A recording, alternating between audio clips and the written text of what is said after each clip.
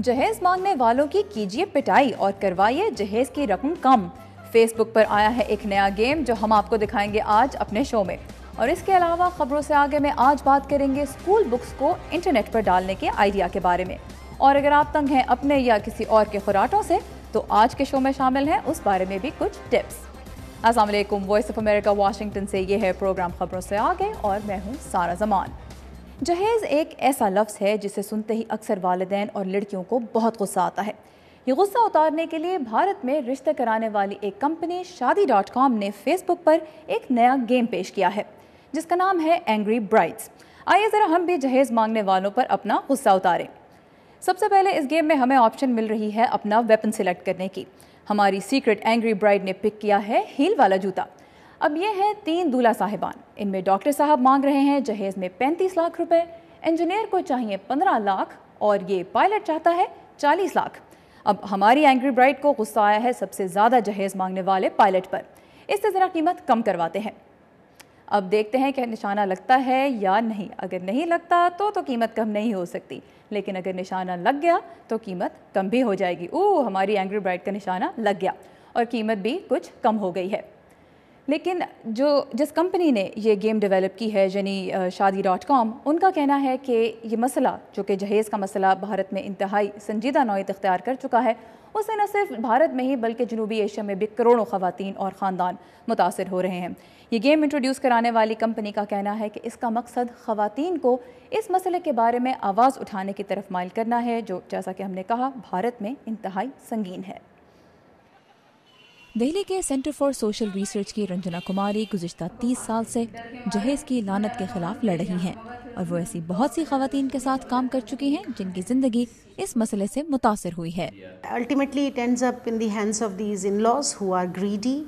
آخر میں یہ ان سسرال والوں کے ہاتھ لگتا ہے جو لالچی ہیں، پیسے کے پیچھے بھاگتے ہیں، جو خود محنت کیے بغیر آرام دہ زندگی گزارنا چاہتے ہیں۔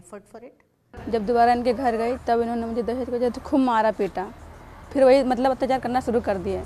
کہتے ہیں اپنے گھر سے 50,000 روپے لے کے آ جا تب تجھے رکھوں گا ورنہ میں نہیں رکھوں گا۔ میں نے کہا جو میرے باپ ماں باپ کا ایک بھی پیسہ نہیں ہے، جو تھا وہ شادی میں لگا دیا، اب کہاں ہے ماں باپ کا پیسہ۔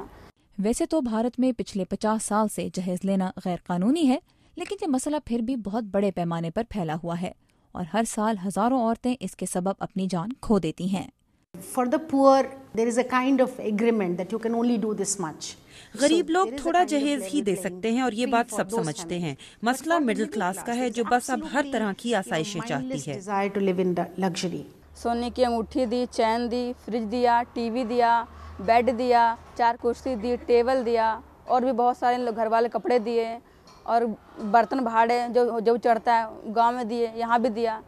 ماہرین کے مطابق بھارت میں لڑکوں کے مقابلے میں لڑکیوں کی پیدائش میں کمی کا تعلق بھی جہیز کے مسئلے میں اضافے سے ہے۔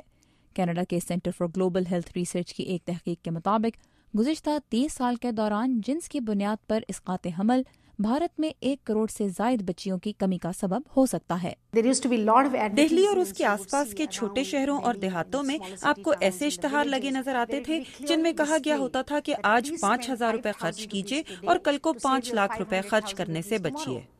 یہ متاثرہ خاتون کہتی ہیں کہ انہیں اپنے بچے کا جنس معلوم ہونے کے بعد اسے بچانے کے لیے اپنے خاندان سے لڑائی لڑنا پڑی۔ تو ہم نے الٹراساؤنڈ میں انہوں نے بتایا بھی لڑکی ہے، تو کہتے ہیں ہمیں لڑکی نہیں چاہیے، تو میں نے منع کر دیا واشن سے، تو انہوں نے میرے کو خوب مارا پیٹا، میرے لات گھوسے مارے پیٹ میں۔ خواتین کے حقوق کی کارکن کہتی ہیں کہ بھارت میں ایسے قانونی نظام کی ضرورت ہے جس سے جہیز کے لیے تشدد کرنے والوں کو فوری سزا دی جا سکے، اور خواتین کو بھی جہیز مانگنے والوں کے خلاف کھڑا ہونا چاہیے، خواہ اس کا مطلب شادی سے انکار ہی کیوں نہ ہو۔ آپ کے خیال میں پاکستان میں جہیز کا مسئلہ کیسے حل کیا جائے، اس بارے میں ہمیں فیس بک پر اپنی رائے ضرور دیجیے گا۔ ہمارا یوزر نیم ہے VOA اردو۔ اور بہت سے والدین ان دنوں بچوں کی تعلیم کے بڑھتے ہوئے اخراجات کی وجہ سے بہت پریشان نظر آتے ہیں، لیکن کورس کی کتابیں اگر انٹرنیٹ پر دستیاب ہوں تو اسٹوڈنٹس کو یہ مفت یا بہت ہی کم قیمت پر فراہم کی جا سکتی ہیں۔ آمنہ خان بتا رہی ہیں کہ اسکول کی سطح پر اگر یہ آئیڈیا استعمال کیا جائے تو اس سے کتنا فائدہ ہو سکتا ہے۔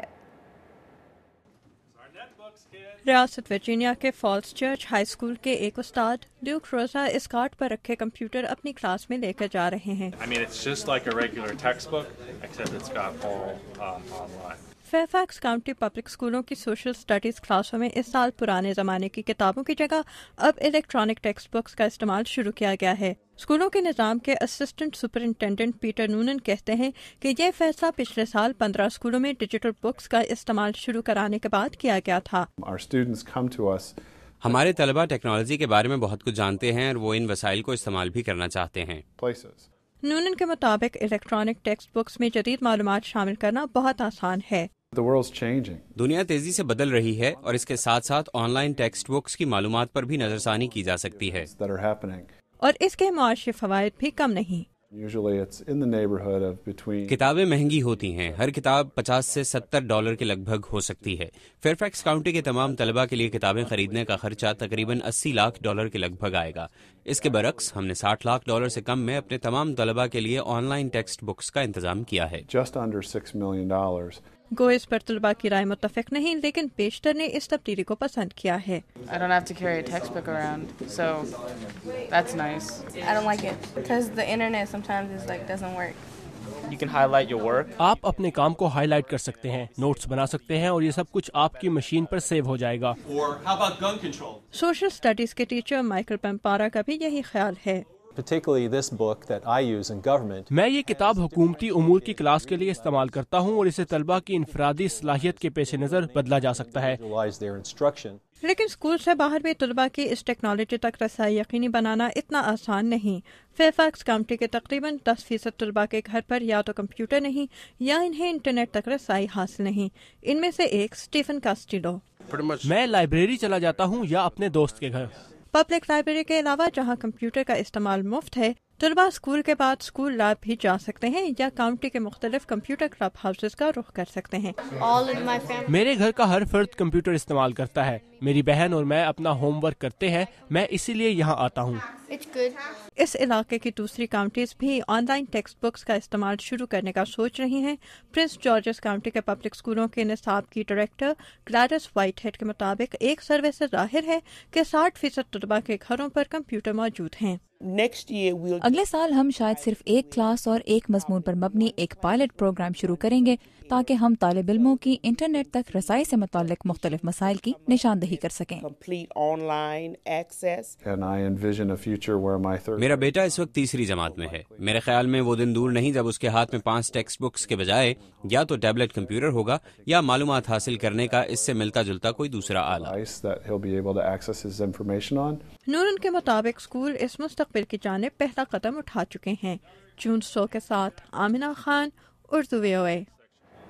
अब लेते हैं एक छोटा सा ब्रेक और मिस्र के अवाम अपने मुल्क के बदलते हुए हालात के बारे में क्या सोच रहे हैं, ये हम आपको बताएंगे इस ब्रेक के बाद। Stay with us.